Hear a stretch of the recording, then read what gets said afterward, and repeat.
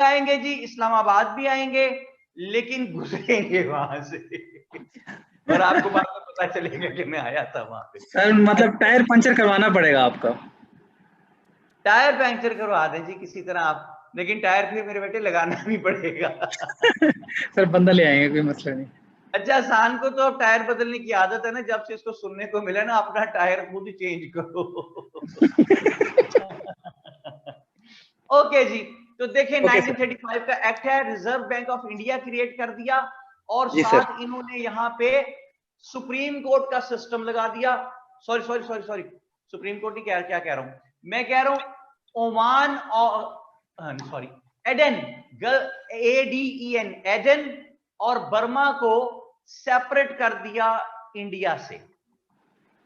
Aiden है Saudi अरब की तरफ और बर्मा है म्यांमार, बांग्लादेश से इस तरफ। इन दोनों इलाकों पे भी ब्रिटिशर्स का कब्जा था, लेकिन वो चलाते इसको इंडिया की ट्रेरी में से थे। तो it was a long awaited desire of the Indians कि आप इसको इंडिया के खजाने से मत चलाएं, आपका तो आधी दुनिया पे कब्जा है, तो आप सारे इंडिया के खजाने से चलाएंगे। तो इस तरह ये इनको अलग कर दी। ये है 1935 का एक्ट, और उसकी मेन बड़ी बड़ी बातें मैंने आपको लिखवाई। फिर under the light of this 1935 acts, यार ये क्या है एडमन? जी सर। यार इसलिए तो मेरी क्लास यहाँ ना रखा करो भाई। ये देखो ना अब क्या चल रहा है वो मेरे सर पे। सर ड्रिलिंग हो रही है। पता नहीं यार ड्रिल है या क्या है, ये उससे ईंटें काट रहे हैं, क्या कर रहे हैं। बहुत खुदा की कसम, इतना बड़ा इदारा है यार एडमन हमारा, 10,000 कमरे हैं, किसी और कमरे, यही मेरी क्लास यही करनी होती है आप लोगों ने। अब वो मैं 7 कल बंदा लेके आऊंगा एडमन, ठीक है, उसे कहूंगा इसे गोली मार दे पता चले अगले दिन वो और मजदूर ले आए, उसको भी गोली मार देंगे, तो फिर कौन सा फार्मूला फिट होता है आसान यहाँ पे? जुर्म छोटा, सजा जुर्म छोटा, बड़ी। सदा बड़ी सर, बाबा जी वाला। बाबा ऐसी जी वाला। गोली मार देंगे। गाली में। अच्छा जी, है की कहना भाई, वो कह रहे ने कि कूड़ा है, कूड़ा सट जाने अही गोले नहीं मार दे भाई, बाबा बड़ा खतरनाक बाबे होते हैं बस।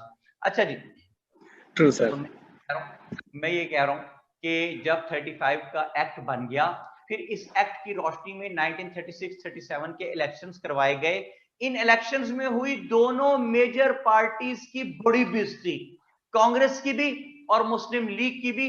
टोटल 1771 सीटें थी। इन 1771 सीटों में से कांग्रेस जीत सकी सिर्फ 706 सीटें जीत सकी कांग्रेस, और मुस्लिम्स की 498 सीटें थी, जिसमें से मुस्लिम लीग सिर्फ 106 सीटें जीत सकी, यानी अराउंड 20-21%। तो मैं ये कहता हूं कि भाई दोनों बड़ी जमातें, those who used to raise these slogans that they were the solo representatives of their respective communities, दोनों का स्लोगन गलत साबित हुआ। कांग्रेस को भी बेइज्जती हुई, मुस्लिम लीग की भी बेइज्जती हुई, लेकिन still Congress managed to form its government in 7 provinces, जैसे कि टोटल सीटें बेटा 498 थी शजीहा। अच्छा, जैसे कि सर ये बाकी सीटें कौन जीता था? बाकी, बाकी सीट्स कौन जीता था? हाँ वेरी गुड क्वेश्चन। बाकी देखे, हिंदू महासभा ने भी जीती सीटें उधर से, इधर से मजलिस अहरार थी, पंजाब में यूनियनिस्ट पार्टी थी, ठीक है, KPK में खदरपोश थे, खिदमतगार खुदाई खिदमतगार खदरपोश, ठीक है, और सिंध में एक और पार्टी थी, सिंध में मुसलमानों की ही, उनका नाम मेरे ज़हन में नहीं आ रहा, नोट्स में कुछ लिखा हुआ, तो और जमीयत उलमा हिंद थी। ये काफी अच्छा, फिर मुसलमान काफी सारे जो हैं वो अबुल कलाम आजाद के साथ थे, जो कि कांग्रेस को वोट डाल देते थे कुछ मुसलमान। बहुत बटे हुई थी मुस्लिम लीग ना, मुसलमान बटे हुए थे, हिंदूज भी बटे हुए थे, इसलिए इनको अपनी अपनी सारी सीटें नहीं मिल सकी थी। Still Congress manage to form its government in 7 provinces, जिसमें बॉम्बे है, मद्रास है, CP है, UP है, बिहार है, ठीक है, NWFP है, 7 प्रोविंसेस में इन्होंने अपनी हुकूमतें कांग्रेस ने बना ली। फिर जब इन 7 प्रोविंसेस में इन्होंने हुकूमतें बना ली, then they started reflecting brutalities upon the Muslims in those areas, जहां जहां इन 7 प्रोविंसेस में इनकी हुकूमत थी। फॉर एग्जाम्पल, इन्होंने कहा कि हर सरकारी बिल्डिंग के ऊपर कांग्रेस का झंडा लगेगा भाई, कांग्रेस का। तो देखिए इस वक्त पाकिस्तान में PTI की हुकूमत है, ठीक है, लेकिन हर सरकारी बिल्डिंग के ऊपर पाकिस्तान का झंडा लहरा है, जी सर। पार्टी का झंडा नहीं होता। जी सर। ठीक है, तो होना चाहिए था ब्रिटिश इंडिया का झंडा, इन्होंने हर जगह लगा दिया अपना झंडा, कांग्रेस का, कांग्रेस का। तो जब जिन्ना ने पूछा कि भाई ये आपने कांग्रेस का झंडा क्यों लगा दिया, तो Nehru provided the most non serious answer of the history and he said कि Jinnah, it is a 3 coloured flag of Congress which gives a beautiful aesthetic look. अब ये तो कोई बात नहीं है। फिर उन्होंने क्या किया कि मुसलमानों को उन्होंने मजबूर किया कि जो भी इदारे हैं सुबह वहां पे आके वंदे मातरम पढ़ा जाए। Vande Mataram is a song which was written by a Bengali शायर हुज नेम वॉज चैटर्जी। 1874 में उसने ये सॉन्ग लिखा था। इस सॉन्ग की थीम ये है कि ये जो मुस्लिम्स हैं ये इन्वेडर्स हैं, ये घुस बैठिए हैं, ये जबरदस्ती हमारे इंडिया में आ गए हैं और हम पे कब्जा करके बैठे हुए हैं। ठीक है जनाब। जी सर। सर ये सेम वंदे मातरम है जो अभी पढ़ते हैं वो? जी जी वही है वंदे मातरम, बिल्कुल अच्छा। सेम है। अच्छा जी, इसके बाद आप ये देखिए कि 3 कलर्ड फ्लैग ऑफ कांग्रेस है। फिर उन्होंने मुसलमानों के साथ जो है वो बड़ा नारवा सलूक रखा और उन्होंने गौ रक्षा स्कीम लिया है, गौ रक्षा।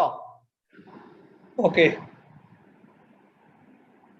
गौ रक्षा यानी गाय ज़िबा नहीं कर सकते। अच्छा जी, फिर अजान पे पाबंदी लगा दी। जब अजान होने लगती थी तो मस्जिद के बाहर खड़े होकर शोर मचाने लग जाते थे, ऊंचे ऊंचे गाने गाते ताकि अजान डिस्टर्ब हो। दिल बदतमीज मुझे तो तेरी लत लग गई, ऐसे गाने ना बाहर खड़े होके मस्जिद के बाहर जी गाते सर। थे। तो फिर लड़ाई हो जाती थी, लड़ाई होती थी तो केसेस बनते थे, केसेस बनते थे तो इन्होंने जुडिशरी को इन्फ्लुएंस कर दिया। यानी किसी जज को ये इजाजत नहीं थी कि अगर किसी हिंदू मुस्लिम का मुकदमा चल रहा है तो वो उसका फैसला कर दे अनलेस कि जज के साथ कांग्रेस का बंदा आके बैठा हो। तो जुडिशरी वाज इन्फ्लुएंस्ड, गौ रक्षा स्कीम वाज देयर, अहिंसा स्कीम लेके आए, AHINSAA, अहिंसा। अहिंसा का मतलब होता है नॉन वायलेंस। तो हमारे तो मजहब का बुनियादी सतून है जिहाद। अच्छा, फिर लेके आए विद्या मंदिर स्कीम, यानी स्कूलों का नाम कहते हैं मंदिर कर दो।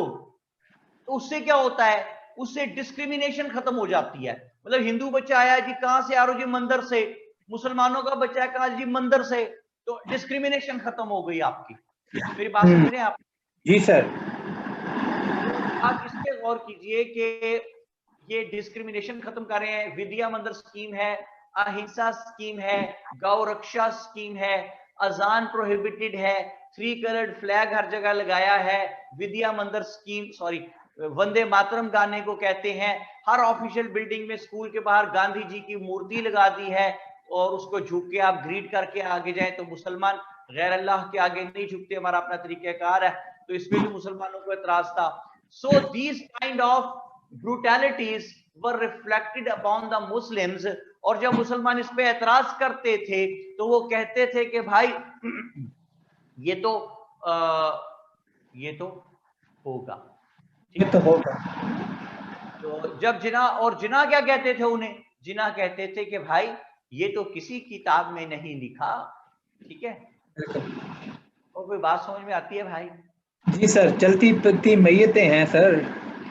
ऐसे में जिना ने और मुस्लिम लीग की एलीट ने एक कमेटी बनाई, कमेटी का नाम रखा पीरपुर कमेटी।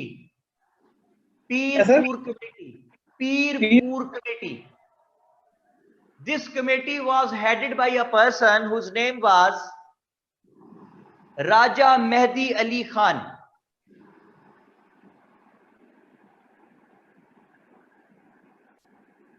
यार ये किस किस्म की मनहूस मशीन है भाई, क्या है ये एडमन? ये क्या ड्रिल तो नहीं है ये क्या करते हैं इससे? ड्रिल से कितने दिन से कर रहे हैं ये?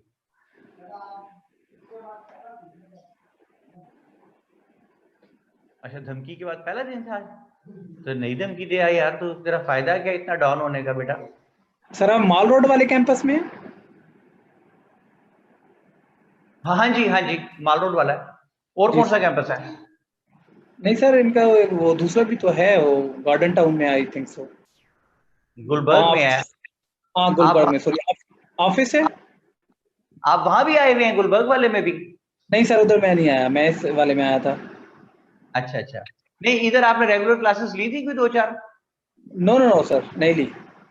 या एडमिशन लेने आए थे आप सिर्फ? सर मैं जस्ट मतलब एडमिशन और थोड़ी सी एडमिन से इंफॉर्मेशन कलेक्ट करनी थी। कब आए थे आप? सर मैं आया था अगस्त के पहले वीक में। चलो, कोरोना सबसाइड हो गया हुआ था काफी। जी जी, काफ़ी ज़्यादा। उस वक्त काम चल रहा था अकेडमी में, कंस्ट्रक्शन हो रही थी काफ़ी, पेंट्स वेरी गुड। वगैरह। और अच्छा, लेकिन हमें नहीं मिले आप आके? सर एक्चुअली मैं एडमिन पे गया था, एडमिन ऑफिस में गया था और हाँ, रिसेप्शन पे कुछ इन्फॉर्मेशन ली, तो फिर बस मैं वापस आ गया था। अच्छा बेटे, जब भी आए ना यहाँ पे आप लाहौर, जब भी आए या जी वर्ल्ड सर। टाइम जब भी आए तो मुझे ना बताएं बिल्कुल, अच्छा? Okay sir. नहीं, मैं यहाँ नहीं होता ना भाई, मेरा मतलब है क्लास पढ़ाता हूँ चला जाता हूँ, मैं रुकता तो मैंने अपने ऑफिस पहुंचना होता है भाई। जी इस जी बार सर। एक बंदा ना सर्कस में मुजाहरा कर रहा था, उसने जनाब 15 चरगे, 15 बिरयानी की प्लेटें हैं जी, 8-10 कोरमे की प्लेटें, 20-25 नान खाए, लस्सी के 8-10 गिलास पिए। लोगों ने बड़ी तालियां बजाई, बड़ी तालियां बजाई, कहा वंस मोर वंस मोर। अच्छा, वो बंदा जो है वो सर्कस का मालिक आ गया, कहता सरकार आपका आइटम बड़ा हिट हुआ है, एक दफा और कर दें। उसने कहा भाई मैं नहीं कर सकता, कह रहे एक दफा और। उसने जनाब फिर 15-20 चरगे, 15-20 बिरयानी की प्लेटें, 15-20 कोरमे की प्लेटें, 15-20 नान, बोतलें और लस्सी के गिलास फिर पी गया। वो फिर लोगों ने शोर मचाया, वंस मोर, बड़ा हिट हुआ आइटम। वो सर्कस का मालिक फिर आ गया, कहता है सर एक दफा और कर दें, आइटम बड़ा हिट हो रहा है। कहता है यार क्या मुसीबत डाली हुई है तुमने, तुम्हारा ही काम करता रहूं यहाँ बैठ के, वो घर जाके कोई रोटी शोटी ना खाऊं। ठीक है। सर बट साहब होंगे। अच्छा जी, मरियम क्या कहते हैं? सुनो सर, क्या मुझे समझ नहीं आ रही, नहीं समझ नहीं आई मरियम, दोबारा लिखो बेटे, मेरे से पढ़ा भी नहीं जा रहा क्या लिखा हुआ। सर क्या पार्डिया में लेट होगी? नहीं समझ आई बात, क्या पढ़ा दिया? हाँ, जिदे टिड ते वट नहीं हो बट, दानियाल इमरान कहते हैं जी। बहरहाल ये मुझे नहीं जी, मैं इससे एग्री नहीं करता, बड़े बड़े स्ट्रॉन्ग वो स्मार्ट लोग भी फिर रहे होते हैं भाई, ऐसी तो बात नहीं है। ठीक है, तो मैं किसी के भी बारे में कोई पर्सनल ऐसी बात नहीं करता है, कोई हर्ट हो और नाराज होने के चांस किसी का पैदा हो भाई। लेकिन एक बात सुनी हुई है तो कह रहा हूँ, वीडियो अपोलोजाइज, कि अब पुत्र बटांदे नहीं रजते। ठीक है, ये वैसे एक बात है, ये मैंने नहीं कही भाई, ये वैसे लोग कहते हैं। अच्छा जी, अब तक क्या कवर करवा दिया? मरियम बेटी ये पूछ रही है कि अब तक क्या कवर करवा दिया। मरियम, अब यू हैव रिसेंटली ज्वाइंड, तो बेटे हम पहुंचे हुए हैं 1939 में। लो जी, ये 1936, 37, 39 के ये जो 2 साल हैं जिनमें जी सर। कांग्रेस की हुकूमतें थी 7 प्रोविंसेस में, इनको कहते हैं कांग्रेस मिनिस्ट्रीज का दौर। ठीक है जी, क्या कहते हैं जी? जी, कांग्रेस मिनिस्ट्रीज का दौर। हाँ जी। तो इसमें इन्होंने मुसलमानों पे बड़े जुल्म ढाए, तो मुस्लिम लीग की एलीट ने एक पीरपुर कमेटी बनाई। It was headed by a person Raja Mehdi Ali Khan. Committee बनाई और इसको कहा कि जा कमेटी जा, हैं जी हसन, जी सर। जा कमेटी जा। जा जा जा। नहीं, कबूतर नहीं है भाईजान, कमेटी है। अच्छा। ओके। अच्छा अच्छा, हसान साहब अपने साइड बिजनेस की मार्केटिंग भी करता रहता है कबूतरों की। कबूतर रखे हुए हैं हसान? नहीं सर। कोई पेट रखते हैं आप? No sir. सर मैं एक्चुअली घर ही बहुत कम रहा हूँ थ्रू आउट सारा, हॉस्टल, कॉलेज भी बाहर, फिर हॉस्टल भी बाहर, यूनिवर्सिटी लाइफ भी, फिर जॉब भी बाहर, तो घर रहा ही नहीं, अभी आया हूँ कुछ अर्सा पहले। तो अब घर वापस आ गए हैं? जी सर। तो अब घर वाले कहाँ गए हैं? निकल गया। वो आगे निकल का भाई नहीं, इसके साथ नहीं गुजारा हो सकता। अरे तो बेटा तू हॉस्टल में ठीक था। तो अच्छा ये जी। 3 दिन से ज्यादा बर्दाश्त ही नहीं करते थे, मैंने बता दिया कि अब मैं इधर ही हूँ। हाँ पहले आपने बता मुलाकात हुई है सर। दिया, ये ना कहें कि आपने बता दिया कि अब आप इधर ही हैं, आप कहें कि आपने धमकी दी कि अब आप इधर ही रहेंगे। अच्छा जी। जी सर। तो चलें जी। तो पीरपुर कमेटी को कहा कि इन 7 प्रोविंसेस में जा, घूम फिर कमेटी और खबरें इकट्ठी करके ला कि कांग्रेस के इन 2 सालों में अब तक मुसलमानों पे कितने जुल्म ढाए गए हैं। कमेटी निकल गई। क्या करने गई है committee Hasan? Sir news collect करने गई है कि क्या चल रहा है और कितने ज़्यादा मुसलमानों पे जुल्म हुए हैं, और उनकी इंटेंसिटी क्या है, उनकी क्वांटिटी क्या है, ताकि वो एक रिपोर्ट तैयार कर सकें। शाबाश, वेरी गुड। ऐसे में एक अजीबोगरीब वाकया पेश आया कि सेकेंड वर्ल्ड वॉर स्टार्ट होगी दुनिया में, एंड जी sir. Second world war started knocking at the doors of the subcontinent. Second world war started knocking at the doors of the subcontinent. इस जुमले को समझे, इसलिए कि सेकेंड वर्ल्ड वॉर में जर्मनी और जापान एलाई थे, एक तरफ थे, उधर इंग्लैंड थे। इंग्लैंड की जर्मनी से लड़ाई हो रही यूरोप में, दोनों एक दूसरे को मार रहे हैं, बहुत नुकसान पहुंचा रहे हैं। तो जर्मनी ने अपने एलाई जापान को कहा कि जयपू, जयपू क्या कहता है सान उसे? जयपू। जयपू। कहा जयपू देख मैं यहां लड़ रहा हूं, इस मुश्तरका दुश्मन को मार रहा हूं, तू भी तो कुछ कर जयपू। तो जयपू ने कहा कि जर्मनी भाई आप जरा मैप देखें, कहां यूरोप आप और इंग्लैंड लड़ रहे हैं जहां, और कहां दूर इस तरफ ईस्ट की तरफ मैं इधर जापान, और फिर मेरे बाजू देखें छोटे छोटे टमाटर जैसे, मैं कैसे उनको मारू पकड़ के इतनी दूर से, मैं क्या कर सकता हूं? तो जी सर। जर्मनी ने कहा देख जयपू तू ऐसे कर कि जरा सा नीचे उतर इक्वेटर की तरफ, वहां से वेस्ट की तरफ इंडिकेटर देख के निकल, साथ ही इंडिया है। जी सर। बात समझ आई आपको? जी जी सर, आई बिल्कुल, कि सब कॉन्टिनेंट में जाओ। हाँ जी, तू इंडिया को पकड़ के मार, क्योंकि वहां जी इंडिया सर। में भी ब्रिटिशर्स हैं, इन्हीं की हुकूमत है। जयपू बिल्कुल ने सर। कहा, जयपू ने कहा ठीक है पान। जयपू क्या कहता है आसान? ठीक है पान। ठीक है पान, जाना मैं हूं नहीं जाना, मैं बंदे भी नाल लै जाना। ठीक है, जी सर। मुंडे नाल लै के जाना। मेरा एक स्टूडेंट है, वो एडवोकेट है, तो क्योंकि बिल्कुल छोटा एज का ना, 21-22-23 साल का, तो जी सर। इमेच्योरिटी से तो उसको नए ने ना वो उसने ग्रुप ज्वाइन किए एडवोकेट्स में। अब हर वक्त उसको ये होता है कि मैं मुंडे लैके चलिया नाल, उथे सर मैं उथे गया, थाने पहुंचे, मुंडे आ गए ने नाल। मुंडे आ गए ने, मतलब वो इस बात पे खुश है कि मेरा ना ग्रुप बन गया एक बदमाशी का, समझ लें, या डॉन टाइप हर चीज ना। और सारो और चलान कटिया, मैं उन्होंने दसिया मैं वकील हाँ, ना कर बंदा बन, ਉਹ ਸਾਰੋਂ ਨੇ ਚਲਾਨ ਹੀ ਕੱਟ ਦਿੱਤਾ सर जी। फिर मैं फोन किया, बस सर फिर मुंडे आ गए ने। मुंडे क्यों आ गए ने उत्ते? हर चीज रेस्ट में इन द हिस्ट्री सर। अरे मुंडे आ गए जी उत्ते फिर। तो इसके अब्बू की लड़ाई हुई किसी से, तो वो इसको थाने से फोन आया कि जनाब आप, वो मोहल्लेदारों ने फोन किया कि पुलिस आपके अब्बू को पकड़ के ले गई। ये थाने पहुंचा, तो कहता मैंने कहा फिर क्या हुआ? कहता सर मैं थाने गया हूँ, आगे एसएचओ नहीं बैठा, सीधा नहीं हो गया मेरे साथ वो, कहने लगा इन्होंने लड़ाइयां की हैं, गालियां निकाली मोहल्ले वालों को, तो बहरहाल इन्होंने, अब ये बुजुर्ग हैं तो मैंने इनको जो है मैं फॉरगिव कर रहा हूँ, माफ कर रहा हूँ, आइंदा मैंने इन्हें कहा जरा ध्यान रखें। तो मैं क्या, नहीं तू वरना तू की कर लेना सी जो बुजुर्ग ना होंगे। कहता सर मुझे कहने लगा मैंने एफआईआर दे देनी थी। मैं कहा जब प्यो दे दे एफआईआर। मैंने कहा फिर? कहता सर फिर उन्हें देती एफआईआर। मैंने कहा यार वो चपला छोड़ रहा था अब्बा, तूने अब्बा फंसवा दिया, एफआईआर करवा दी। कहता सर जी फिर उसे मुंडे आ गए। मैं कहा मुंडे आ गए होंगे भाई फिर। तो पिछले दिन ना उसके रिश्ते की कोई बात चल रही थी, तो कहता सर अब्बा जी ने बड़ा डांटा कि फलां जगह रिश्ता नहीं कर रहा। तो मैंने कहा मुंडे नहीं आए तेरे वहां पे, वहां आते ना मुंडे, ताकि अब्बा जी उन्हें बताते कि कैसे दखल देते हैं। ओके जी। तो जी सर। अब्बा जनाब पर सेब साहब कहते हैं अब्बा कटवा दिया, कटवा नहीं दिया, फंसवा दिया बेचारा जेल में। अच्छा बात, तो फिर फोन करे सर जी वो अबू को, उन्होंने सर जी को कि यार अब मुंडे कहाँ है, इस वक्त मुंडिया नु कहो ना, तो मुंडे आ गए बाजी। अच्छा जी, तो पीरपुर कमेटी ने रिपोर्ट देनी थी, लेकिन जापान ने सोचा कि मैं जाके इधर इंडिया में मारता हूं इंग्लैंड को। ब्रिटिश गवर्नमेंट को लगा पता कि जापान हमारी तरफ चल पड़ा है, तो ब्रिटिश गवर्नमेंट ने फौरी तौर पे in order to create some pressure on Japan, British government ने स्टेटमेंट दी। Lord Charles Illingworth, Lord Charles Illingworth viceroy है इंडिया में, उसने स्टेटमेंट दी कि भाई जी in this war Indians are with us. तो कांग्रेस ने कहा भाई हम कोई आपके साथ नहीं है, thank you very much, sorry. तो ब्रिटिश गवर्नमेंट ने कहा बेवकूफो, क्या कहा ब्रिटिश गवर्नमेंट ने?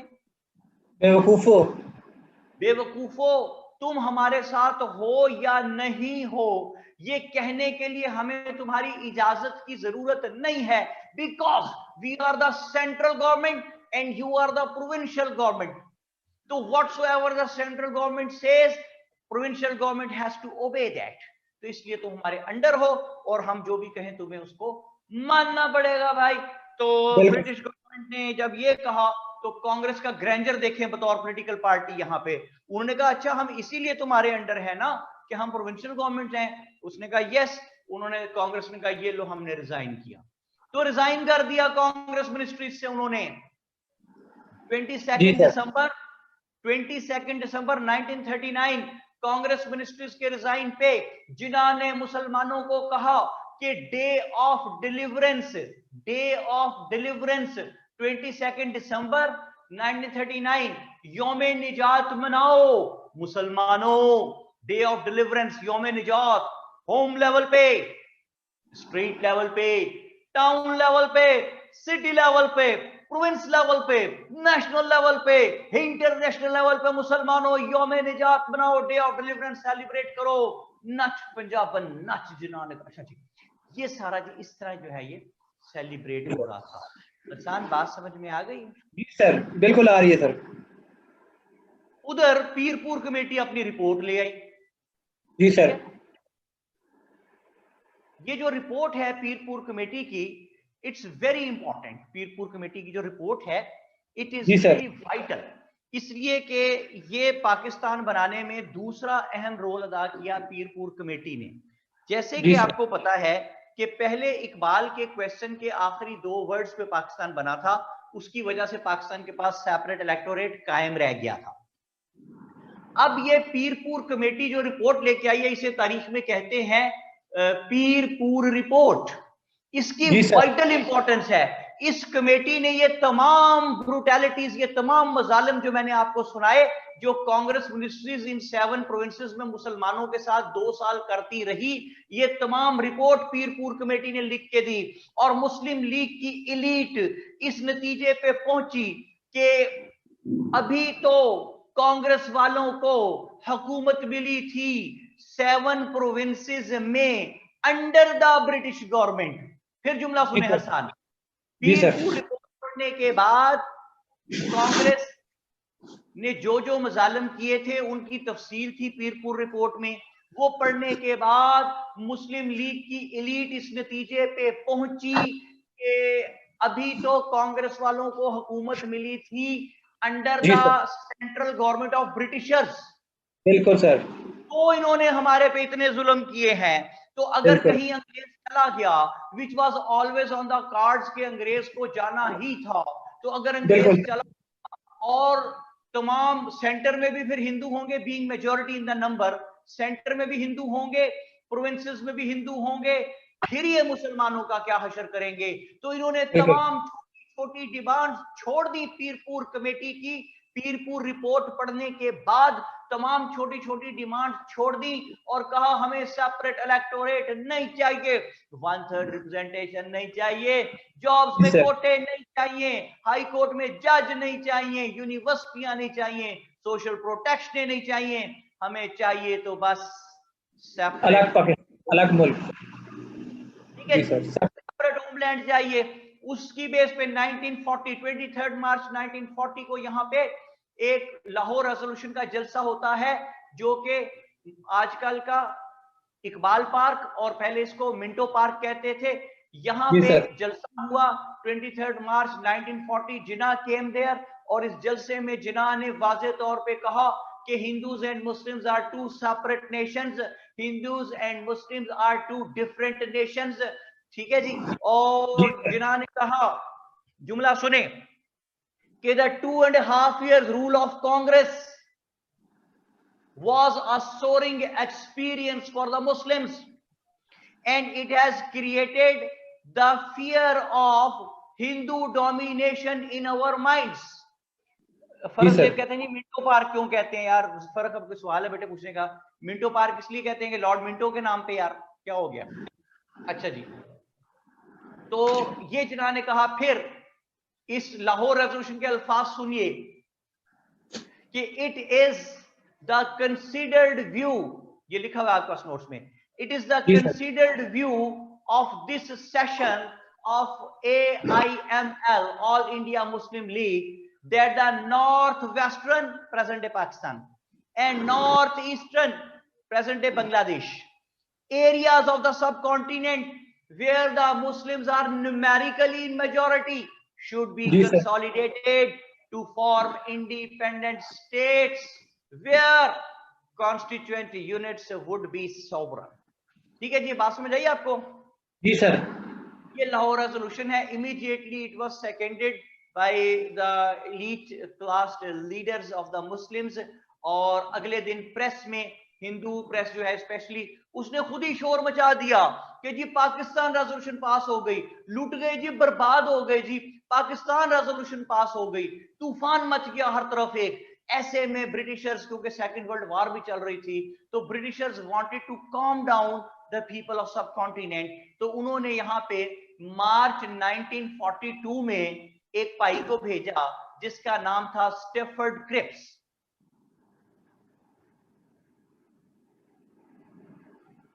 सर क्या नाम था? Stephen? Stafford Cripps, STAFFORD, Stafford Cripps. अच्छा जी, जरा एक साइड पे जरा लिखिए 1940 से लेके 1947 तक, ये हेडिंग ओके सर।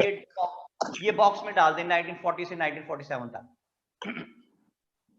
इसके नीचे लिखिए एक साइड पे लेफ्ट कॉलम बना के कांग्रेस, और नीचे लिखिए मुस्लिम लीग। लिख लिया? जी सर। कांग्रेस के आगे लिखिए कि ये क्या कहते थे, ये कहते थे one nation theory, one nation theory plus quit India. ठीक है। अब मुस्लिम लीग के आगे लिख लिए, ये क्या कहते थे? Two nation theory plus divide and quit India. ठीक है सर। जी स्पॉग में खटक कहती है, रिपीट कर दे, मैं रिपीट कर देता हूं जनाब, कि 1940 से 47 तक ये जो 7 years हैं, इनमें दोनों बड़ी जमातें कांग्रेस और मुस्लिम लीग दो दो स्लोगन्स पे चल रही थी। कांग्रेस कहती थी वन नेशन थ्योरी है, प्लस क्विट इंडिया, इंडिया से तुम जाओ ब्रिटिशर्स। और मुस्लिम लीग क्या कहती थी? टू नेशन थ्योरी प्लस, अंग्रेजों को क्या कहते थे कि डिवाइड एंड क्विट इंडिया, पहले डिवाइड करो फिर जाओ। करो। जी सर। समझ आ गई जी बात? जी सर। ये 7 years इन्हीं दोनों स्लोगन्स पे चलते हैं। फिर फिर मार्च 1942 में सर स्टेफर्ड क्रिप्स यहां आता है। इसको तारीख में कहते हैं क्रिप्स मिशन। जी सर। क्रिप्स मिशन क्या है? क्रिप्स मिशन ये है कि स्टेफर्ड क्रिप्स यहां आके लोगों को कहता है कि आप नाराज ना हो, जो ही वर्ल्ड वार, ये वार खत्म होगी तो हम यहां तमाम प्रोविंसेस में इलेक्शन करवा देंगे, पहली बात। दूसरी बात क्या कहता है? कहता है कि we promise Indian dominion status, India को डोमिनियन स्टेटस दे। डोमिनियन स्टेटस क्या होता था कि आपको इंडिपेंडेंस मिल जाएगी, आप खुद अपने सब कुछ किया करेंगे, लेकिन you will remain under the crown. हम चले जाएंगे यहां से, आप खुद ही अपना मुल्क चलाते रहेंगे, लेकिन आपकी इंडियन डोमिनियन जो है क्राउन के अंडर होगी। तो वो बड़ी अच्छी बात थी ये। तीसरी बात वो ये कहता है क्रिप्स कि इंडियन डोमिनियन जो बनेगी पूरी, अगर कोई स्टेट उसका हिस्सा रहना चाहे तो रहे, अगर किसी स्टेट ने उसका हिस्सा नहीं बनना तो वो इंडिपेंडेंट हो जाए। ठीक है जी? जी सर। अब ये पहली मर्तबा इंडिया के किसी पार्ट की इंडिपेंडेंस की बात होती नजर आती है, जो कि क्रिप्स मिशन में नजर आई है। तो वो कहते हैं अलग हो जाए। लेकिन चौथी जरा क्लॉज सुने कितनी अजीबोगरीब है। वो कहता है अगर किसी स्टेट ने अलग होना है ना, इंडिया से इंडिपेंडेंट रहना है, तो उसकी असेंबली के 60% मेंबर्स कहें, 60% मेंबर्स कहें कि हाँ हमने अलग होना है। लो जी, क्रिप्स मिशन की इस बात पे हिंदूज को तो आग लग गई, कांग्रेस को। उन्होंने इसका स्वीयर बाइकआउट किया और उन्होंने कहा how dare the Britishers talked about the independence of any part of India. कैसे जुर्रत कैसे हुई किसी भी पार्ट की बात की, इंडिपेंडेंस की क्यों बात। अच्छा, दूसरी बात, मुस्लिम लीग ने भी बाइकआउट कर दिया। हालांकि मुस्लिम लीग के तो स्टैंड्स के ये काफी नजदीक थी बात, क्यों हसन? जी सर। तो अब बात ये बनी कि कांग्रेस वाले जो है वो बाइकआउट कर रहे हैं इसलिए कि आपने किसी भी हिस्से की इंडिपेंडेंस की बात क्यों की। मुस्लिम लीग क्यों कर रही है? उसके तो स्टैंड्स के नजदीक है। तो भाई मेरी बात सुने, एक आदमी का अब्बा मर गया, ठीक है, अब्बा को दफनाने लगे, तो कब्रिस्तान में उस बंदे ने ऐलान किया कि अब्बा जी से जिस किसी ने जो जो पैसे लेने मैं जिम्मेदार, मैं दूंगा पैसे का। लोग एक कहता 4 लाख दे दे, कहता 2 लाख देना है, कहता 3 लाख देना है इन्होंने। तो वो डर गया, शर्मिंदा नहीं हुआ, कहता ठीक है अब्बा जी उठ के कह दे इन्होंने देने हैं मैं दे दूंगा। ठीक है जी, बात मतलब समझे ना, अब्बा जी उठेंगे ना कहेंगे ना देने पड़ेंगे। तो अब मैं बात को रिलेट करता हूं, मुसलमान किसी जगह 60% थे ही नहीं। बिल्कुल 60% मुसलमान जब है ही नहीं तो वो कहेंगे ही नहीं इंडिपेंडेंस का, तो हमारे लिए भी बेकार हो गई। ठीक है जी सर। जी। तो इसका मतलब Cripps mission ended in a failure. दोनों बड़ी जमातों ने उसका बाइकआउट कर दिया और उसको कंडेम किया। और जवाब में अगस्त 1942 में कांग्रेस ने क्विट इंडिया मूवमेंट स्टार्ट की। ये क्विट इंडिया मूवमेंट इतनी जालिम थी कि लाखों लोगों ने इसमें पार्टिसिपेट किया। मूवमेंट का ऑब्जेक्टिव क्या है कि ब्रिटिशर्स को कहा जाए क्विट इंडिया। वो तो ना हो सका, लेकिन ऑलवेज रिमेंबर माय वर्ड्स कि there are many movements in the world, those who do not get their prime objectives apparently, but those are having huge impacts on other sides in some other aspects. जैसे कि quit India movement ने लाखों की तादाद में लोग निकले, गांधी जी ने डू और डाई इसको कहा, लाखों की तादाद में हिंदू सड़कों पे आए, लोग आए। ब्रिटिश गवर्नमेंट ने बहुत मारा इनको, शूजो शूज कर दिया जी, मार मार के। क्या कर दिया आसान? शूजो शूज सर, शूजो शूज कर दिया, जॉगर्स मारे, वेकेशन मारे और जनाब जेलों में भर दिए, जेलों की जेलें भर गई। 1.5 साल तक ये मूवमेंट चली, तकरीबन दिसंबर 1943 तक चली। ये अपना ऑब्जेक्टिव तो हासिल न कर सकी, लेकिन it manage to show the Britishers that gone were the days when the Britishers were able to snatch the basic rights, the fundamental rights of the Indians. Gone were the days where they were not having the consciousness about their rights.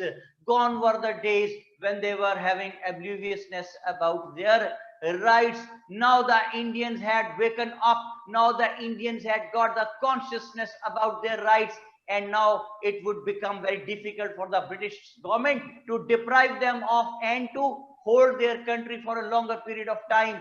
हिला के रख दिया quit India movement ने Britishers को, और इसने natives को भी ये बता दिया कि if we become united, तो what a great and strong power we can be. Moreover, quit India movement ने पूरी दुनिया को ये पैगाम दे दिया कि ब्रिटिशर्स ने हम पे कब्जा किया हुआ है और ये हमारे पे जबरदस्ती मुसल्लत है, and we want them to quit our country. तो दिसंबर 1943 तक ये मूवमेंट चली, quit India movement. It has got great importance और इसकी बड़ी कंट्रीब्यूशन है ब्रिटिशर्स को ये रियलाइज करवाने में कि अब ब्रिटिशर्स को यहाँ से जाना ही पड़ेगा। वक्त मुसलमान भी इसका पार्ट थे? सॉरी, मुसलमान इस मूवमेंट का पार्ट थे कि नहीं? जो मुसलमान जो कांग्रेस में थे वो इसका पार्ट थे, बिल्कुल थे, मुस्लिम लीग ने इसमें हिस्सा नहीं लिया। अच्छा जी, तो ये आपको मैंने बताई कितनी जबरदस्त किस्म की मूवमेंट चलाई कांग्रेस वालों जी ने। सर। नवंबर 1943 में खत्म हो गई, लेकिन बड़ा इंपैक्ट अपना छोड़ गई। बिल्कुल। ऐसे में 1944 में गांधी जिना टॉक्स, गांधी जिना टॉक्स, ये जो चेन आपके पास बना हुआ है ना पेज 41 पे, जी सर। उसमें चीजें सारा चेन लिखा हुआ 1947 तक हम जा रहे हैं। गांधी जिना टॉक्स, गांधी जी आए जिना के पास। गांधी का एक दोस्त था, उसका नाम था राजगोपाल आचार्य। राजगोपाल आचार्य। हाँ जी, अचार बड़े शौक से खाता था, ओके सर। और रोज घर में अचार गोश्त की डिश बनवाता था। जी ठीक है। सर। कौन सा अचार, आम वाला या लीमू वाला? अच्छा, आप ये देखिए कि हसान को हर वक्त अपने बिजनेस की फिक्र होती है। ठीक है, केड़ा अचार है जी, है सानू दसो ना, वंजो सानू दसो, सानू वंजो वंजो दसो कि ये अचार जो अंब वाला है, लीमू वाला है, या लसूड़े वाला अचार है, केड़ा अचार है, सानू दसो जरा। ठीक है यार, हसान काम की बात हो रही है भाई, आप बीच में अचार की दुकान खोल के बैठ गए। सर माइंड गरम सर। हसान धंधा ये क्या गरम। होता है जुमला, इसका जरा मतलब बताएं हमें। चलो चलो वंजो है, थो वंजो, इसका क्या मतलब है? जाए यहाँ से। जाए यहां से, ठीक जी है ना। वंजो, वंजो है, थो वंजो। अच्छा, और अगर जी। कहना हो कि बाहर जाके, अब देखो मैंने सीख लिया ना आसान से कि वंजो का मतलब है कि जाए यहां से। तो जी मेरे से कोई पूछे, क्या मैंने भी ये जबान सीख ली इनकी, तो मुझे कोई पूछे कि अगर किसी को कहना हो कमरे से जाओ यहां से, तो मैं कहूंगा वंजो, वंजो इथो, तो इसका मतलब है यहां से जाओ। तो फिर जी मुझे कोई सर। पूछेगा अच्छा जी, अगर बंदे के आप बाहर खड़े हैं और उसको अपने पास बुलाना है, तो फिर क्या कहेंगे? तो मैं अच्छा। दूर चला जाऊंगा और जाके वंजो उठूं, तो नो नो वंजो सर, मैं वहां से कहूँगा जाओ, यहाँ आ जाओ। हाँ, फिर क्या कहेंगे आसान? सर एदिया, महदिया। ऐसे आओ। ये तो जी हमें भी एदिया। पता है, अच्छे हाँ, ये क्या बड़ी टर्मिनोलॉजी बताई तूने, ये तो हमें बड़ा है, सर अच्छे मैं हाँ। सर हम फारसी थोड़े ना बोलते हैं, हम पंजाबी बोलते हैं, वो भी लाहौरी की एक शाख ही आ गई, ये समझ ले, पंजाबी एक, पंजाबी की हाँ एक शाख है हमारी। हाँ, ऐदा ते औदा, है ना। जी सर। यार कल को फैसलाबाद का स्टूडेंट थे ना मेरे साथ यहाँ पे, ऐदा ऐदा, या अच्छा कोई और बैच था मुझे याद नहीं। ऐदा ते औदा ते ऐथे ते औथे की हैगा यार, बुरा हाल बौंके दिहाड़े जी, चंद्रे न्याणे हैगे। अच्छा जी, छोड़े इसे। क्या बात हुई? राजगोपाल आचार्य, जी सर। राजगोपाल आचार्य आ गया, जिना को कहने लगा यार चार गोश्त खिलाओ। अच्छा नहीं निकला, एक दफा फिर जिना को बेवकूफ बनाने आए। जंगवी डायलेक्ट इन चकवाल, हाँ जी, चकवाल में आप जंगवी डायलेक्ट बोलते हैं जी, ये क्या है? नो सर, नो सर, हाँ, ये माझी बोलते हैं इसको, बेसिकली ये नाजी, माझी, माझी। मांझी, सर इट्स फोटोहारी, आप कह लें, फोटोहारी की एक टाइप है पोटोहारी पंजाबी की की। एक टाइप है ना, पोटोहारी की एक टाइप है। सर इसको फोटोहारी पंजाबी की एक टाइप है ये। एक सेकंड, हम कहते हैं कि पोटोहारी की टाइप है, लेकिन हसान कहता है पोटोहारी की एक टाइप है, पोटोहारी। ये आखिर में तेज क्यों हो जाता है जाके लफ्ज? सर वो बात मैं, एक्सेंट, शायद एक्सेंट का इशू होता है। सर मैं वहां पे गया था, वहां ठीक है, वहां यार, वहां पे गया था। अलिफ पे ज्यादा जोर डाल देते हैं यार सारा। अच्छा चले, मैं क्या कह रहा हूं भाई, मैं ये कह रहा हूं कि राजगोपाल आचार्य और गांधी जी आए और आके ठीक है। जिना को कहने लगे कि जिना, अगर आप वक्ती तौर पे, जरा प्लान सुने क्या है, जिना अगर आप वक्ती तौर पे पाकिस्तान की डिमांड छोड़ दें तो हम यूनाइटेड हो जाएंगे, यूनाइटेड हो जाएंगे तो पावर बन जाएंगे, पावर बन जाएंगे तो ये यहां से इनको निकाल देंगे ब्रिटिशर्स को, जब ये चले जाएंगे फिर हम आपस में बैठ के डिसाइड कर लेंगे कि कितना एरिया आपको देना है रहने के लिए पाकिस्तान, कितना हमने रखना है, कितना कंबाइंड डिफेंस रखना है, कितना आपके पास, कितना हमारे पास, कितनी एडमिनिस्ट्रेशन आपके पास, कितनी हमारे पास, कितना फाइनेंस आपके पास, कितना हमारे पास। वक्ती तौर पे बस है वही, इनको डराने के लिए वक्ती तौर पे आप पाकिस्तान की डिमांड वापस ले लें। तो जिना इस चाल में नहीं आए और गांधी जिना टॉक्स एनडीटी ने फेलियर, जिना ने इनकार कर दिया। वो चाहते क्या थे? वो ये चाहते थे कि एक दफा जिना कह दे कि हाँ ठीक है हमने छोड़ी पाकिस्तान की डिमांड, तो उसके बाद जब बात होगी कभी ब्रिटिशर जब चले जाएंगे तो हम कहेंगे भाई ये पाकिस्तान वाली बात तो आपने खत्म कर दी थी। मेरी बात समझे आप? जी सर, This is उन पर what ट्रस्ट नहीं किया जा they सकता had था। already done. This is what they had already done with the Muslims in Lucknow Pact. कि सारी बातें हमारी मान ली थी, बाद में जब eight the time of performance of the promise Nehru report में तो मुकर गए, कहते कोई सेपरेट इलेक्टोरेट नहीं होना चाहिए इनके लिए, कोई 1/3 रिप्रेजेंटेशन नहीं देगी। बात समझ रहे हैं आप? जी सर बिल्कुल, उन पर ट्रस्ट नहीं किया जा सकता था सर। जी बिल्कुल। तो जिना नहीं माने जी, तो Gandhi Jinnah talks 1944 ended in a failure. फिर 1945 में ब्रिटिश गवर्नमेंट एक और कोशिश करती है और शिमला में शिमला कॉन्फ्रेंस होती है 1945 में। It was headed bye Lord Wavell. मेरी बात को याद रखिएगा कि तारीख में 3 दफा शिमला का मेनली जिक्र मिलता है। एक शिमला डेलीगेशन 1906, दूसरा ये शिमला कॉन्फ्रेंस 1945 और तीसरा Shimla agreement 1972 which took place between Zulfikar Ali Bhutto and Indira Gandhi, जिसमें हमने POWs प्रिजनर ऑफ वॉर हमारे जो है वो हमने वापस लिए थे भुट्टो साहब ने। अच्छा जी, तो मैं क्या कह रहा हूं, 1945 Shimla conference headed by Lord Wavell. इसमें उन्होंने बहुत खुले दिल का मुजाहरा किया ब्रिटिशर्स ने कि किसी तरह इनको काम डाउन कर दिया जाए लोकल्स को। उन्होंने कहा कि लोकलो, क्या कहता है लॉर्ड वेवल? लोगो, लोकलो, लोकलो, ओके लोकलो, लोकल्स है ना? जी जी सर लोकलो। कहता है लोकलो।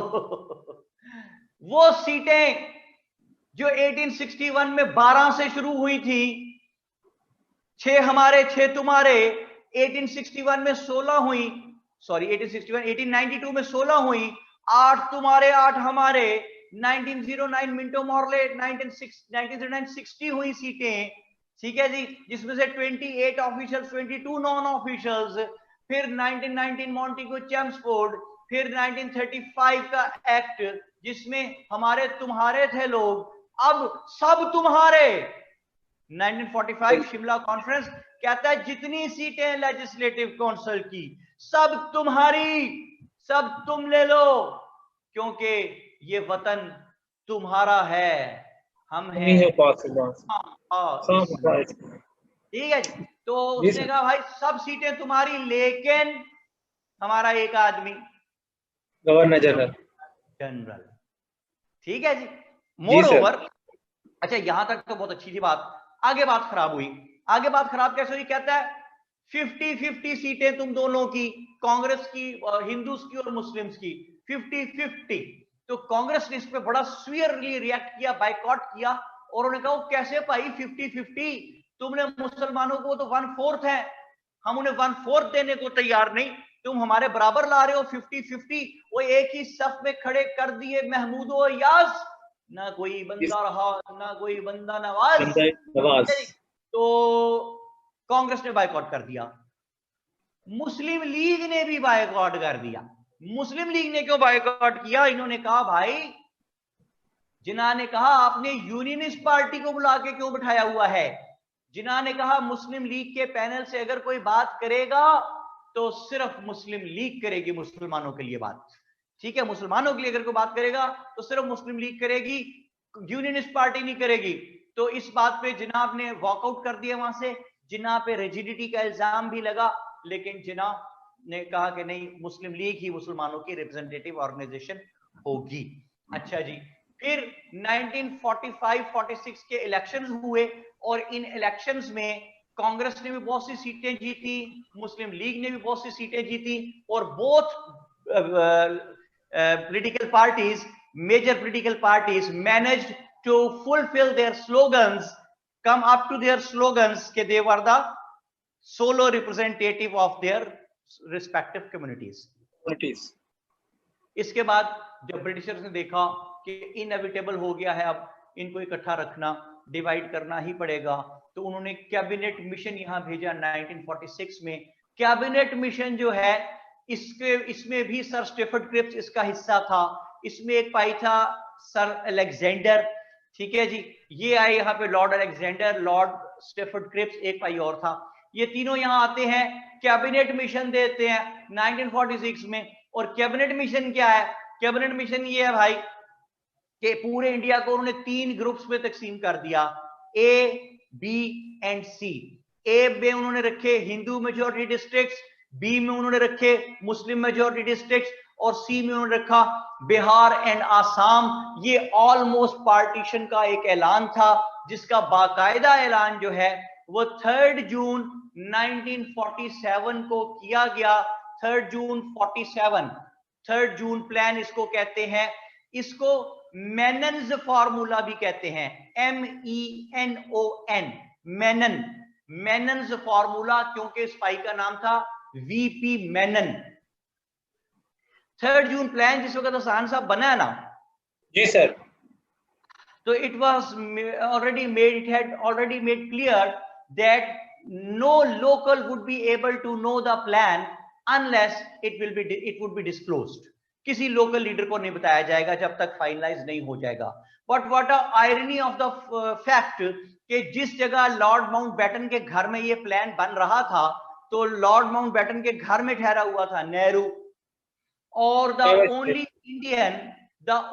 Indian in the staff of Lord Mountbatten was VP Menon. VP Menon ने ये प्लान बनाया और लेके आया। नेहरू ने देखा, नेहरू ने एडिट किया उसको, दोबारा VP मेनन ने बनाया, फाइनलाइज हुआ।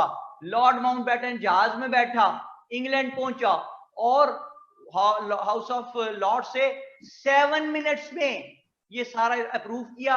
इंग्लैंड का प्राइम मिनिस्टर था उस वक्त लॉर्ड एटली, ATLEE, लॉर्ड एटली। इसने ना फटाफट साइन किए। लॉर्ड माउंटबेटन वो 3 जून डॉक्यूमेंट साइन होके वापस लेके आया, और यहाँ पे बड़े बड़े जो लीडर थे, गांधी था, पटेल थे, जिन्ना थे, लियाकत अली खान वगैरह, इनको वो प्लान डिस्क्लोज किया गया, और जिन्ना ने भी इसको एक्सेप्ट किया, सबने एक्सेप्ट किया। 3 जून प्लान की डिटेल सुन ले। 5 सूबे हैं which are required to be categorised, कि इन्होंने नई डोमिनियन में जाना, नए कॉन्स्टिट्यूएंट यूनिट में जाना है। न्यू कॉन्स्टिट्यूएंट यूनिट कौन सा है हसन? पाकिस्तान, ठीक है जी सर। तो 5 सूबे हैं लिखने। पहले ऊपर सबसे लिखे सिंध, नीचे लिखे KPK, उसके नीचे लिखे बलोचिस्तान, उसके नीचे पंजाब लिखें, पंजाब के नीचे 3-4 लाइनें खाली छोड़ें, फिर बंगाल लिखें। ओके हो गया जी सर। सिंध कैसे, सिंध का क्या बनेगा जनाब? सिंध को कहा कि सिंध तेरी लेजिस्लेटिव काउंसिल फैसला करेगी कि तूने एग्जिस्टिंग कॉन्स्टिट्यूएंट असेंबली के साथ रहना है, एग्जिस्टिंग जो इंडिया है, या न्यू कॉन्स्टिट्यूएंट असेंबली के साथ रहना है जो पाकिस्तान है।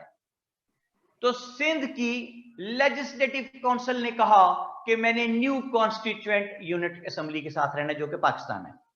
समझ आ गई जी बात? जी सर। KPK को कहा कि KPK तेरे में होगा रेफरेंडम, और रेफरेंडम कौन करवाएगा? रेफरेंडम करवाएगा सेम इलेक्टोरल कॉलेज जिसने 1945-46 के इलेक्शंस करवाए थे। सेम इलेक्टोरल कॉलेज 1945-46 के जिसने इलेक्शंस करवाए थे। अच्छा जी, बलोचिस्तान का फैसला कैसे होगा? उसको कहा कि बलोचिस्तान तेरा जिरगा सिस्टम फैसला करेगा कि तूने न्यूली फॉर्म्ड कॉन्स्टिट्यूएंट असेंबली के साथ रहना है पाकिस्तान के साथ, या एग्जिस्टिंग कॉन्स्टिट्यूएंट असेंबली इंडिया के साथ रहना है। ये तो काम था जी, सीधा सीधा ये तो हो गया। अब है रौला पंजाब और बंगाल का, क्योंकि ये दोनों आपस में लगते हैं, इनमें लाइन लगानी पड़ेगी, डिमार्केशन करनी पड़ेगी, पंजाब में भी और बंगाल में भी। तो पंजाब को उन्होंने 2 डिस्ट्रिक्ट्स में तकसीम किया, हिंदू मेजॉरिटी डिस्ट्रिक्ट और मुस्लिम मेजॉरिटी डिस्ट्रिक्ट। इसी तरह बंगाल को भी 2 डिस्ट्रिक्ट्स में तकसीम किया, हिंदू मेजॉरिटी डिस्ट्रिक्ट और मुस्लिम मेजॉरिटी डिस्ट्रिक्ट। अच्छा, अब जब मुस्लिम मेजॉरिटी डिस्ट्रिक्ट को अलग करने के लिए लाइन लगाने गए वहां पे, तो लाइन कैसे लगाए? वहां तो ब्लड शेड हो रहा है, वहां तो चोटिक सिचुएशन है, मेस फैला हुआ है, लड़ाइयां झगड़े हो रहे हैं, मार कुटाइयां। तो एक हफ्ता ब्रिटिश गवर्नमेंट को समझना आई कि लाइन कहां लगानी है। बिलाखिर ब्रिटिश गवर्नमेंट ने यह फैसला किया कि यार जो इन्होंने बड़ी जमातों ने आपस में डिसाइड किया हुआ है कि कितने परसेंट हमारे पास और कितने परसेंट तुम्हारे पास, वहां लाइन लगा देते हैं। तो इन्होंने कहां डिसाइड किया था आपस में? लखनऊ पैक्ट 1916 में डिसाइड किया था। तो लखनऊ पैक्ट में मैंने कल आपको बार बार याद कराने की कोशिश की थी इसीलिए कि बंगाल में वी वर 53% और हम मान कितने पे गए थे? 40% पे। तो जो लाइन 53% पे लग के हमें इतना बंगाल मिलना चाहिए था, वो हमें इतना बंगाल मिला क्योंकि लाइन 40% पे लगाएगी, जो हमने खुद एग्री किया था लखनऊ पैक्ट में। एंड सेम पंजाब, जहां पे हम 55% थे लखनऊ पैक्ट के मुताबिक और हमने उसको मान लिया था 50% पे, तो वो भी 5% हमारा नुकसान हो गया। आपने अक्सर सुना होगा कि जनाब लुधियाना, अमृतसर, जलंधर सारे सारे पाकिस्तान विच आने सीगे तो जनाब वो जिहड़ा हैगा सी ना लॉर्ड माउंटबैटन, वो जिहड़ा माउंटबैटन सीगा ਉਹਨੇ जनाब बेईमानी की हैगी सारी, तो पाकिस्तान के जिन्ने एरिए सीगे लुधियाना ये भी उधर कर दिता इंडिया वाले। नहीं, वो 5% में फॉल कर गए जो हमने खुद छोड़े हुए थे। मेरी बात समझ आई है साहब? तो जी सर, समझ आ गई। इकबाल लखनऊ पैक्ट के बहुत खिलाफ थे और वाकई आपने देखा कि even at the time of partition 1947 Lucknow pact proved fatal for the Muslims. they lost 13% land of Bengal and 5% of Punjab. जी सर। ठीक है सर, इसने जो गांधी साहब ने जो किया था, वो एडिट किया था, वो क्या किया था? पता नहीं, अब हमें तो नहीं पता ना जी उसका। वो तो फार्मूला या तो सामने आया होता ना कि ये नॉन एडिटेड था, ये एडिटेड है, वो तो हमें नहीं पता। सिर्फ यही पता है कि उसने किया था, उसने गांधी ने नहीं किया था, नेहरू था भाई। नेहरू ने, सॉरी सर, नेहरू ने। ले जनाब 1774 से स्टार्ट हुए, 1947 तक आए, पाकिस्तान बना लिया। ऐसे बनता पाकिस्तान। पाकिस्तानियों, अब आपने एक काम करना है कि आपने घबराना नहीं है। कॉलम वाइज आइए 1774 से 1947 तक, इससे फायदा उठाए। मैंने जो बातें आपको बताई हैं अभी फ्रेश है आपके माइंड्स में, इससे फायदा उठा लें। अभी आज कल तक के अंदर 1774 से 1947 तक ये सारे कॉलम्स पढ़ लीजिएगा, प्लीज पढ़ लीजिएगा। बहुत सी चीजें कॉमन निकल आएंगी और आपको बहुत फायदा पहुंचा देंगी। एक बात। दूसरी बात, एडवेंट ऑफ इस्लाम से चले 712 से 712 से 1206 तक पहुंचे, उस एरिया पे कमांड हासिल की। 1206 से 1526 तक आए, उस पे कमांड हासिल की। 1526 से 1857 तक आए, उस पे कमांड हासिल की। 1857 से 1947 तक चले तो आपने देखा कि इसके अंदर रेनेसेंस मूवमेंट्स थी, जिसमें सर सैयद अहमद खान थे, जिसमें दारुल उलूम देवबंद था, जिसमें नदवातुल उलमा था, जिसमें 1861 का लेजिस्लेटिव काउंसिल्स एक्ट था, 1892 का लेजिस्लेटिव काउंसिल्स एक्ट था, शिमला डेलीगेशन था, मिंटो मॉर्ले रिफॉर्म्स थी, लखनऊ पैक्ट था, मॉन्टीगो चैम्सफोर्ड रिफॉर्म्स थी, साइमन कमीशन था, दिल्ली प्रपोजल्स थे, नेहरू रिपोर्ट थी, 14 पॉइंट्स थे और राउंड टेबल कॉन्फ्रेंसेस थी जिनके अंदर कम्युनल अवार्ड और Poona pact, Gandhi Irwin pact भी थे। 1935 का एक्ट था, फिर उसकी रोशनी में 1936-37 के इलेक्शंस थे, फिर कांग्रेस मिनिस्ट्रीज का दौर था जो 1937 से 39 तक चला था। उस पे फिर पीरपुर कमेटी बनी, Pirpur report I, second world war was knocking at the doors of subcontinent. तो यहां पे कांग्रेस ने अपनी मिनिस्ट्री से रिजाइन किया, डे ऑफ डिलीवरेंस सेलिब्रेट किया गया, 1940 लाहौर रेजोल्यूशन होती है और फिर दोनों बड़ी जमातें दो दो स्लोगन्स पे चली जाती हैं। कांग्रेस कहती है one nation theory and quit India, Muslim League कहती है two nation theory and divide and quit India, और फिर क्रिप्स मिशन है, क्विट इंडिया मूवमेंट है, गांधी जीना टॉक्स हैं, अचार गोश्त वाली, राजगोपाल आचार्य वाली, और फिर 1945 का शिमला कॉन्फ्रेंस है लॉर्ड वेवल वाली, 1945-46 के इलेक्शंस हैं, 46 का कैबिनेट मिशन है और 1947 3 जून प्लान है और फिर बन जाता है आपका, हमारा, हम सबका सबसे प्यारा पाकिस्तान। तो पाकिस्तान जिंदाबाद, जिंदाबाद। तो मैंने क्या कहना है जी, मैंने ये कहना है कि gentleman whatsoever we have tried to discuss till now, अब जब हमारी मुलाकात इंशाल्लाह ताला फजल खुदा बशर्ते जिंदगी होगी तो वो होगी इंग्लिश एस्से पे। और ये मैं आपको बता दूं कि आपके हौसले के लिए बता रहा हूं कि आज तक पिछले 16 17 18 साल में मेरा कोई स्टूडेंट इंग्लिश एस्से में फेल नहीं हुआ, ये मेरा रिकॉर्ड है। अब कोई आप में से कोई भी मेरा रिकॉर्ड तोड़ने की कोशिश ना करे, ठीक है sir? We are blessed sir, thank you. तो ये इंशाल्लाह ताला जब हम ऐसे स्टार्ट करेंगे तो you people will see to it कि ऐसे एक कितनी आसान चीज है और हम उस पर कितनी कमांड इंशाल्लाह हासिल कर लेंगे। प्लीज जहनों के अंदर कोई अनसर्टेनिटी ना रखना ऐसे के बारे में, ठीक है? सिर्फ बाकी सब्जेक्ट्स पे पूरा फोकस करें, तवज्जो करें, तैयारी करते रहें। जो ही हम ऐसे पे पहुंचते हैं आप हैरान परेशान रह जाएंगे कि ऐसे दर हकीकत कितनी आसान चीज है और उसको पेश कैसे दुनिया में किया जाता है। जो बंदा घर से CSS करने निकलता है उसको बताया जाता है कि यार बाकी तो सब हो जाएगा, ऐसे ओल नहीं होना, नहीं ऐसी कोई बात नहीं है।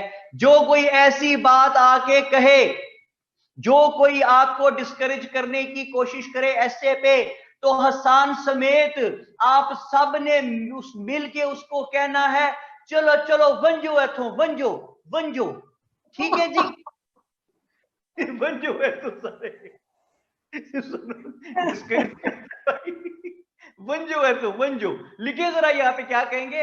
WANJO वंजो, वंजो एथो वंजो, चलो वंजो वंजो, ठीक है जी? तो इस तरह से हम डिमोटिवेट नहीं होंगे। सर ये जो एक क्वेश्चन है सर कि इसमें हमारे पास आगे जो करंट इश्यूज हैं पाकिस्तान के और पाकिस्तान अफेयर में, वो कोई और टीचर पढ़ेगा या आफ्टर पार्टीशन? जी बिल्कुल इंशाल्लाह पढ़ाएंगे आपको। और वो अच्छा बड़े बड़े लायक किस्म के जो हमारे स्कॉलर्स हैं, eminent scholars are visiting world times, तो वो आपको पढ़ाएंगे। 47 से ऑनवर्ड्स लेके आएंगे आपको 2020 ओके तक। मैं इसलिए नहीं करता बेटे कि फिर मैं बहुत एक्सर्ट हो जाता हूँ, ठीक है? जी बहुत जाता हूँ मैं, तो मैं इसलिए कोशिश करता हूँ कि बस मैं उतना काम करूँ जितना मैं कर सकूं। मेरा काम है आप लोगों को रास्ते पे डाल देना। अब देखें जिस तरह हम एडवेंट से चल के आए हैं 1947 तक, जिस तरह हमने कॉन्स्टिट्यूशन डेवलपमेंट की है 1774 से 47 तक, आप लोग माशाल्लाह हाईली क्वालिफाइड लोग हैं, बड़ी बड़ी यूनिवर्सिटीज के पढ़े हुए लोग हैं। आपने कभी इतनी डिटेल में एक एक साल के बीच में से गुजर के आप ऐसे कहीं नहीं पहुंचे हुए, ठीक है? आपको बस आउटलाइन बता दी जाती है, बात कर ली जाती है, बाकी जाके स्टूडेंट को खुद ही करो जाके। लेकिन मैं पूरी जिम्मेदारी खुद लेता हूं क्योंकि यहाँ पे भाई बादशाह टाइप लोग भी मौजूद हैं जिनका नाम है उस्मान असलम मुगल साहब, बादशाह हैं। तो बड़ा ध्यान रखना पड़ता है, बादशाह मौजूद हो ना तो ध्यान रखना पड़ता है। अगर आप बादशाहों की मौजूदगी में जरा सी भी गलत बात कर दें तो वो क्या कहते हैं आपको? वंजो है तो वंजो।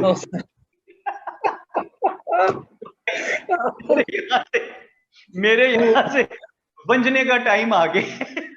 आपसे मुलाकात होगी इंग्लिश एस्से में जी, ठीक है जी? और मैंने कहना मोस्ट सोगिया क्या कहती most favourite sentence is on the way that will made my day. ठीक है जी, फेवरेट सेंटेंस ये आएगा, गुस्ताखी माफ सर, ना चीज है हम, असलम मुगल साहब कहते हैं।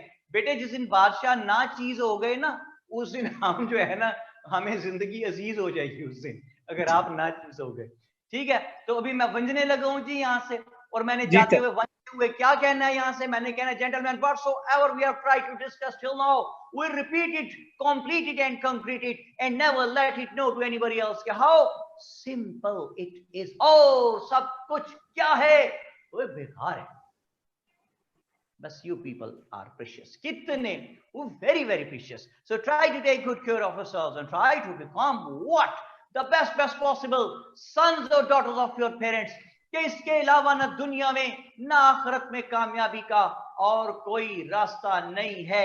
मेरे पास अल्लाह पाक का करोड़ एहसान जितना अरूज है, जितनी फैसिलिटीज हैं, जितनी रिस्पेक्ट है, ये सब एक ही वजह से है कि माँ बाप के साथ साये की तरह रहता था, उनको किसी बात पे इनकार नहीं करता था, उनका किसी बात पे दिल नहीं तोड़ता था, छोटी छोटी बात भी उनकी मैं अपने लिए ऐसे समझता था जैसे ये मेरी जिंदगी का फर्ज अव्वलीन है कि मैं ये छोटी सी बात जो माँ जी ने कही है, डैडी ने कही, इसको पूरा कर दूं किसी तरह।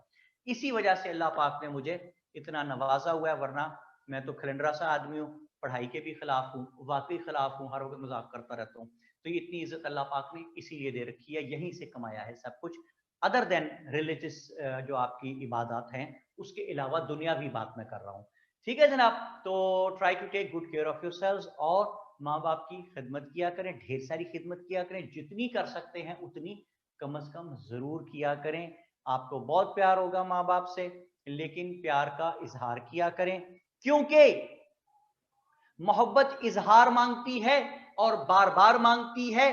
दुनिया की मुकद्दस तरीन मोहब्बत जो अल्लाह पाक से होती है वो भी दिन में 5 बार इजहार मांगती है। तो मोहब्बत इजहार मांगती है, माँ से बाप से प्यार किया करें, बाहर जाएं कहीं वापस आए।